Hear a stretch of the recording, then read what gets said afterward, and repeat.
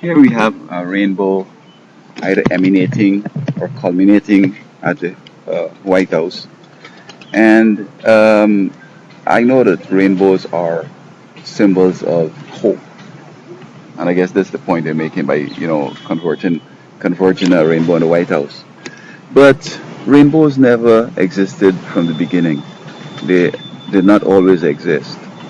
Um, it's after the flood, when the clouds were formed and maybe it was raining in the distance, the arch over there of the colors, and God assured the folks after the flood that He's not going to drown the world again with water because He was sort of sorry for the disaster and the slaughter that happened. But perhaps that was the best way to do it. He could use fire because we had to live on here real fast.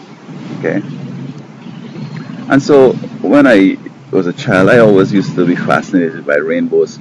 When I went to college, high school on a college campus, I understood that light going through a prism breaks it up into the spectrums. At least the ones that we know of are red, orange, yellow, green, indigo, violet, and blue.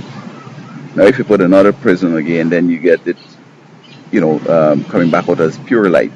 It was a fascinating experiment we did in high school there.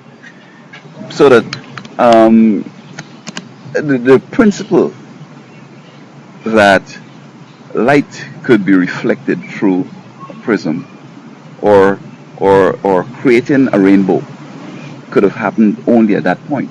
So in the beginning, when Adam and Eve they were there, my understanding is that the agriculture, a mist used to rise maybe off of the waters and then come down the vegetation every day, either during the day or at night. And so they were watered, but still there was no rainbow. So it took a God to create that principle, right? To create that principle of the rainbow. I'm not sure whether the mist, but then again, not all times it's raining per se.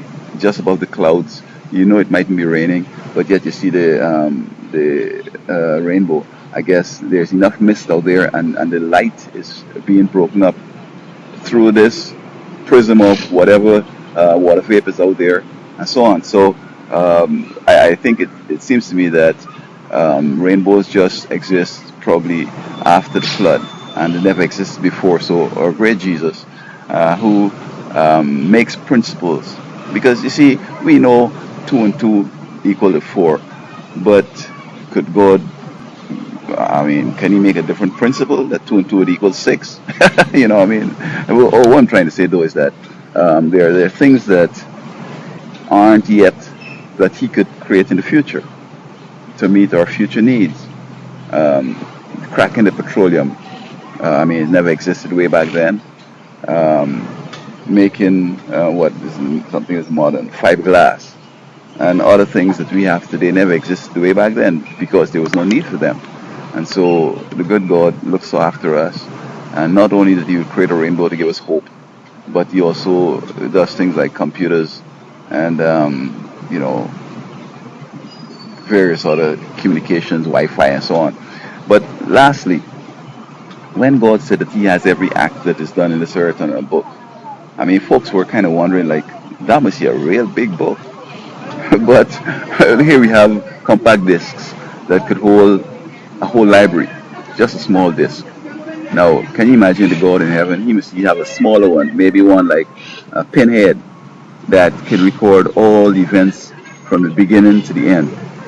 All events, every act that everybody did, everything that happened, he has it right there because I plan to go to heaven, and when I get there, I want to do some research. I just want to continue studying. I want to research into what really happened on 9/11, what happened in Pearl Harbor.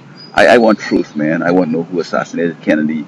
I want to know who really, about Osama bin Laden. I can't trust nothing out here in this world. I'm looking forward to doing some research when I get to heaven to find out exactly what happened in this old sinful world.